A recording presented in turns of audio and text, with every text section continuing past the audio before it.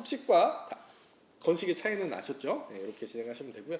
일단 결론부터 말씀드리면 뒤에 보시는 것과 같이 저희는 타일을 시공했습니다. 자, 이게 어떻게 시공했느냐를 말씀드리는 것도 되게 중요한데, 마감재, 최종 마감재가 뭐냐를 선택해 놓고 처음부터 공사를 시작하셔야 돼요. 왜냐하면 저 모든 마감재마다 이 두께가 틀리거든요. 그래서 처음에 타일의 두께, 시공의 두께만큼을 계산한 후에 공사를 시작하셔야지 화장실이나 문에 있는 그 문지방의 높이랑 맞출 수 있습니다. 이게 잘못 계산되면 그 문 밑으로 레벨이 내려간다든가 그 문 위로 올라오게 돼요. 그러니까 잘 생각하셔야 됩니다.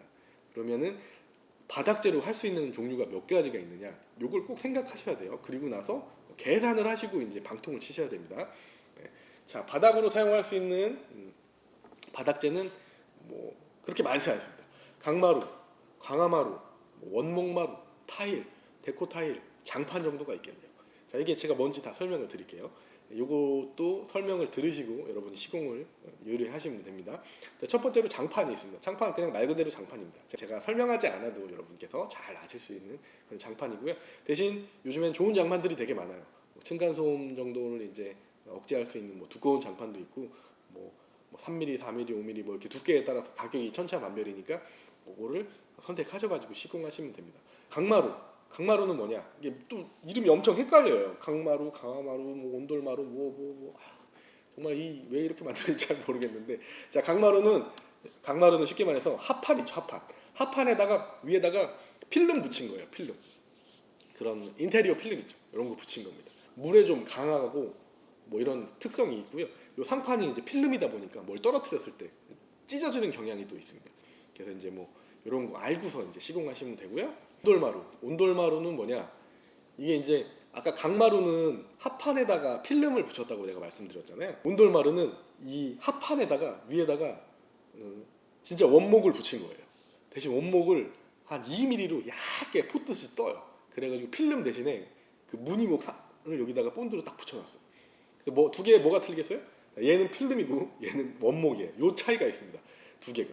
그래서 둘 다 뭐 습기에 강하고요. 뭐 성향은 거의 비슷해요. 네. 상판이 원목 무늬로 돼 있는 거냐, 아니면은 이렇게 필름, 폴리에스테르, PVC 필름으로 돼 있느냐, 요 차이가 있습니다. 자, 둘 다 건조된 나무로 만들기 때문에 습기에 강합니다. 이걸 참고하시면 되고요. 자, 강마루, 온돌마루예요. 자, 여기 또 헷갈리는 거, 강화마루가 있습니다. 강마루와 온돌마루는 그냥 거의 나무라고 생각하시면 돼요. 얘는 필름이고 얘는 뭐 무늬목을 얇게 썰어서 올렸다고 생각하시면 되고요. 자, 강화마루는 나무에서 섬유질을 뽑아냅니다. 그리고 다시 거기에 어떤 성분을 넣은 다음에 압착해서 뽑아낸 목재예요. 쉽게 말해서 합판이랑 좀 틀립니다. 압축 성형할 때 이게 뭐 나무끼리 붙진 않을 거 아니에요? 다 부셨다가 다시 붙는 거니까 뭐 접착제도 안에 들어가고 뭐 이런 식으로 시공을 하겠죠. 그래서 물에 좀 약해요. 이런 단점이 있어요. 대신 상판이 굉장히 딱딱합니다. 이 딱딱한 정도는 앞서 말씀드린 강마루나 온돌마루보다 더 딱딱해요. 그래서 뭐 아이들 많은 집들은 이런 것들을 많이 시공하기도 합니다. 그리고 수축 팽창이 가장 심하다고 그래요, 이게. 그래서 여름이나 겨울에 이 틈새가 좀 벌어질 수도 있습니다. 근데 이 세 개 다 수축 팽창은 합니다. 목재가 어떻게 그거를 뭐 견뎌낼 수가 없어요. 물이 묻으면 팽창하는 거고요, 마르면 수축하는 거기 때문에. 하지만 좀 덜한다 이거의 차이가 있는 겁니다. 시공할 때 강마루나 온돌마루는 이렇게 이게 조인트가 이렇게 돼 있지 않고요, 그냥 이렇게 놓는 형식이에요. 그래가지고 이제 본드를 붙여버리는 형식인데, 그러면 나중에 뭐가 파손됐을 때 어떻게 하겠어요? 이것만 뽑아내면 됩니다. 이렇게 한 판만 뽑아가지고 버리고 다시 본드 칠하고 붙이면 끝나는 거예요. 근데 강화마루는 이렇게 시공되는 거예요. 이렇게. 왜 이렇게 시공했어요? 습기에 약해서 이게 나중에 팽창해서 이렇게 들고 올라오지 못하도록 이렇게 이빨로 물려놓는 거거든요. 그래서 이게 수리가 좀 힘들어요. 거실 한복판에서 이게 뭐 파손이 됐다, 그럼 저 끝에부터 다 부셔와야 됩니다. 다 해체한 다음에 이걸 교체하고 다시 또 끼워서 저기까지 가야 돼요. 이런 수리할 때 장점과 단점이 있습니다. 데코타일은 쉽게 말해서 그냥 장판인데 이렇게 길게 가로 한 50cm, 그리고 두께 한 45mm 뭐 이 정도로 다 잘라놓은 거예요. 그리고 뒤에 이제 접착식으로 되어 있어요. 그냥 바닥에 이렇게 붙이면 됩니다. 가장 쌀 거예요, 이게. 단점은 수축 팽창이 있어요. 열 때문에. 나중에 이 틈이 벌어지는 경우가 굉장히 많은 게 아니라 그냥 벌어지는 경우가 무조건 생깁니다. 그래서 저는 별로 추천하고 싶지는 않고요. 그래서 마지막에 말씀드린 거는 타일. 저희 집은 타일을 시공했습니다. 물론 뭐 타일도 단점이 있습니다. 장점이라면 한번 데워지면 쉽게 식지 않는다는 장점이 있고요. 물론 이게 이게 단점일 수도 있어요. 왜? 빨리 안 데워지니까. 이런 장점과 단점이 있습니다. 근데 평소에 더 이상 떨어지지 않게 어느 정도 보일러를 가동해 놓으면 되는 거고요. 봄과 가을에 바닥이 좀 냉하다는 단점도 있습니다. 왜? 이거는 돌멩이니까요. 그런 장점과 단점이 있다는 거를 생각해 보시고 시공을 하시면 됩니다. 자, 그래서 저희는 타일을 시공하기로 했어요. 그러면은 자, 계산을 해볼게요. 자, 맨 밑에 있는 바닥부터, 맨 밑에 바닥에다가 대부분 스티로폼을 까세요. 왜냐면 이 난방 온수배관에서 열이 위로도 올라오는 게 아니라 사방으로 퍼지겠죠. 이게 온수배관이라고 하면 사방으로 열이 퍼져요. 바닥으로도 퍼진단 말이에요. 이 열이 바닥으로 내려가면 안 돼요. 왜? 우리 집을 데워줘야지 밑에 부분을 데우면 안 되기 때문에 밑에다가 스티로폼을 많이 까세요. 뭐 많이 까시는 분들은 뭐 100T 2장 까시는 분도 계시고 100T, 50T 2장, 뭐 30T 뭐 여러 가지가 있겠죠. 일단 저희는 50T 아이소핑크를 깔았어요. 자, 시작해 볼게요. 50T를 깔았습니다. 50T 맨 밑에 50T를 깔았어요. 그리고 그 다음에 층간소음 완충제라는 걸 깔아야 돼요. 왜? 도면에 나와 있습니다. 그래서 층간소음 완충제가 30mm예요. 그 다음에 30T를 깔겠습니다. 30T. 자, 그 다음에 뭘 까느냐? 그 다음에 와이어 메쉬를 깔고요. 엑셀을 깔 거예요. 엑셀의 직경이 한 30mm 정도 됩니다. 그러면 여기에서 또 30mm가 올라가겠죠? 또 30mm를 깔겠습니다. 엑셀 위에 또 이만큼 시멘트로 덮어줘야 될 거 아니에요?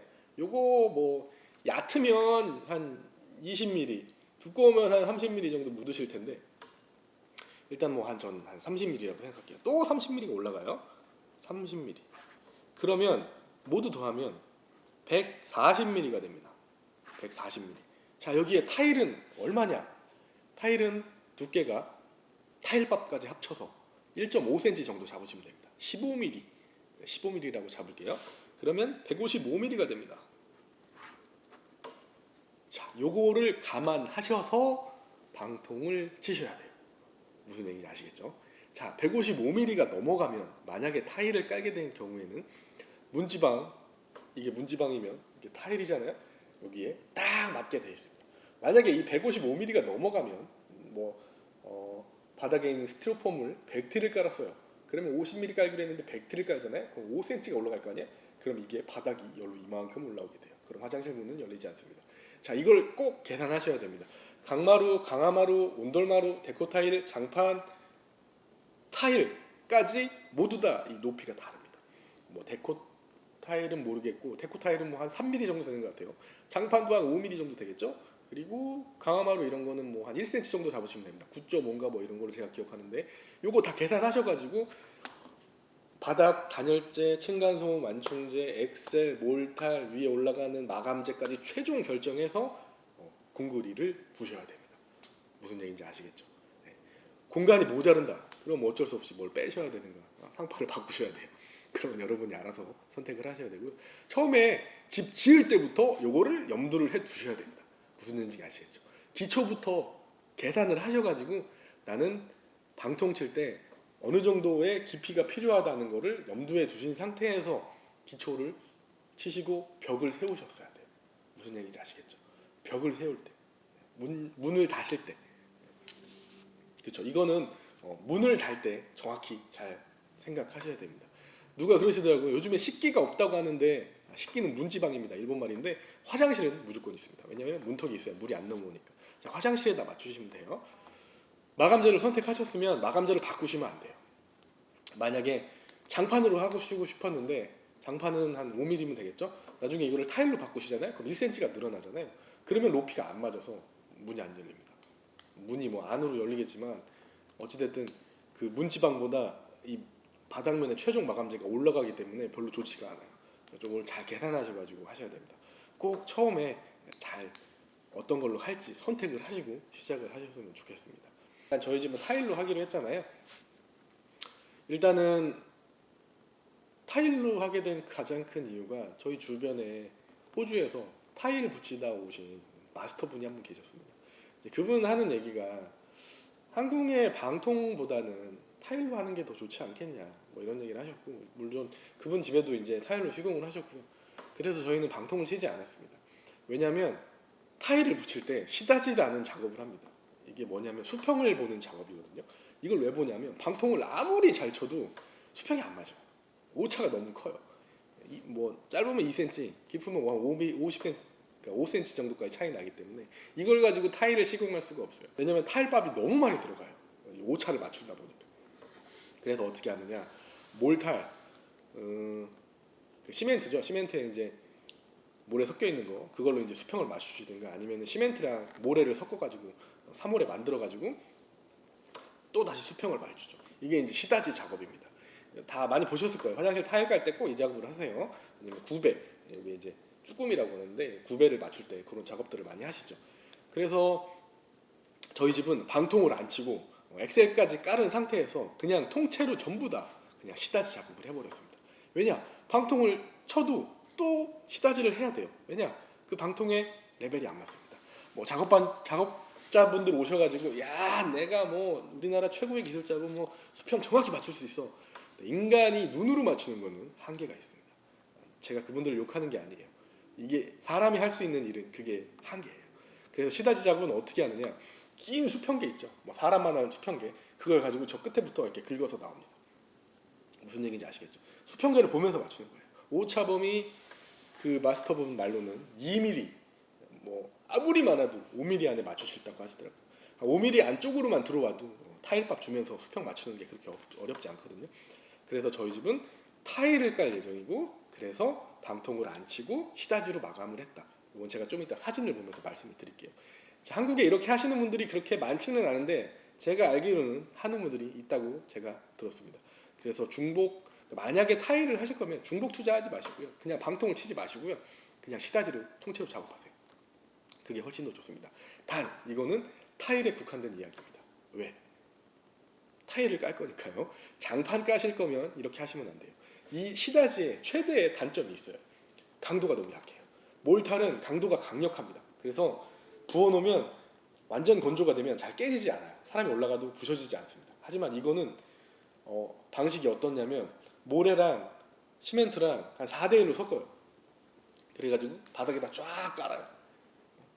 물 넣어서 섞었지만 질퍽질퍽하게 섞는 게 아닙니다. 좀 되게 섞어가지고 바닥에 쫙 깔아요. 그리고 수평을 보고 물을 한번 뿌리고 나오는 그런 형식으로 진행하기 때문에, 노린물이라 그러는데 그런 식으로 막 해요. 그러면은 이제 이게 시간이 지나갈수록 어쩔 수 없이 굳긴 굳습니다. 하지만 강도가 몰탈보다 훨씬 약해요. 그래서 사람이 올라가서 팡 뛰면 깨져요. 금이 가거나 이런 게 아니라 부셔집니다. 부셔져요. 밟고 다니면 부셔져요. 뭐 제가 생각했던 것보다 그렇게 강도가 약하진 않았는데 어찌됐든 몰탈보다 약합니다. 그래서 마감재를 장판으로 하시면은 저는 별로 추천하고 싶지 않습니다. 왜? 장판이 약하잖아요. 스펀지처럼 푹신푹신하고 뭐 밑에가 손상이 갈 수도 있고요. 그래서 타일은 이미 타일이 너무 강력하기 때문에, 타일이 엄청 딱딱하잖아요. 밑에서 하중을 받는 거지 충격을 받는 게 아니기 때문에 타일로 작업하시는 거는 아무런 문제가 생기지 않습니다. 그래서 저희 집은 방통을 안 치고 시다지로 마감을 했다. 이렇게 생각하시면 됩니다. 무슨 얘기인지 아시겠죠? 자, 평탄화 작업을 시다지로 한 거예요. 방통으로 안 하고. 왜 방통으로 안 했냐면 방통의 오차가 너무 커서 안 했다고 생각하시면 됩니다. 자, 그래서 이제 저희 집은 타일을 붙일 겁니다. 자, 타일을 붙일 건데 타일의 종류가 크게 두 가지가 있어요. 두 가지. 자기질 타일과 독이질 타일이 있습니다.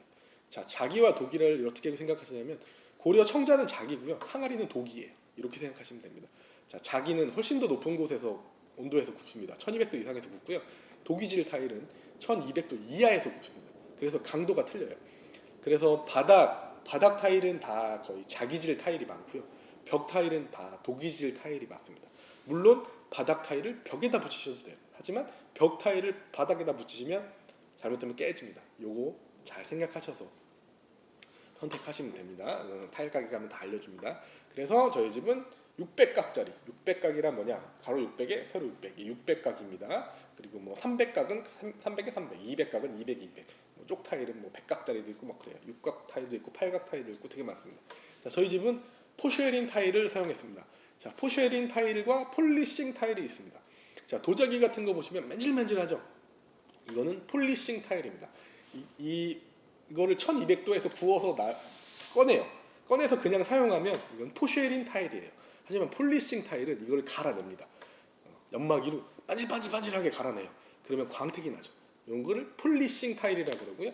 네, 저희 집에 깐 무광, 좀 까칠까칠한 거, 이거를 포쉐린 타일이라고 합니다. 저는 개인적으로는 그냥 포쉐린 타일을 현관에도 시공하셨으면 좋겠고 집안에도 시공하셨으면 좋겠습니다. 제가 저희 집 현관은 폴리싱 타일을 시공했는데 네, 미끄러워요. 물에도 미끄럽고 눈 밟고 들어오다가 죽을 뻔했습니다. 그러면 아이가 있든 어른이 계시든 현관이든 실내든 뭐 예뻐서 폴리싱 쓰셔도 되는데 저는 포쉐린 추천합니다. 네, 그렇게 하시면 되고 타일을 깔지 못하는 이유가 제가 볼 땐 그런 문제가 아니라 너무 비싸요. 네, 단가가 너무 비쌉니다. 그래서 저는 시다지 작업이 정확히 돼 있다면 일반인도 충분히 붙일 수 있습니다. 네, 저는 그렇게 생각해요. 물론 전문가들에 비해서 전문가들이 100%의 퀄리티가 나온다 그러면 저희가 붙이면 한 70 정도밖에 제가 볼 때 안 나와요. 그런 걸 감안하고라도 붙이시면 저는 충분한 승산이 있다고 생각하고요. 저희 집도 전문가가 와야지 트집을 잡지 일반인이 와서는 이걸 제가 붙였는지 전문가가 붙였는지 아무도 모르기 때문에 충분히 도전해 보실 수가 있습니다. 단 평탄화 작업이 되어 있는 시다지 작업 후에 하실 수 있다는 겁니다. 자, 지금부터 저희가 한 사진을 보면서 저희 집은 방통 대신 시다지 작업을 어떻게 했고 타일을 어떻게 붙였는지 여러분께 설명을 드리도록 할게요. 자, 시작하시죠.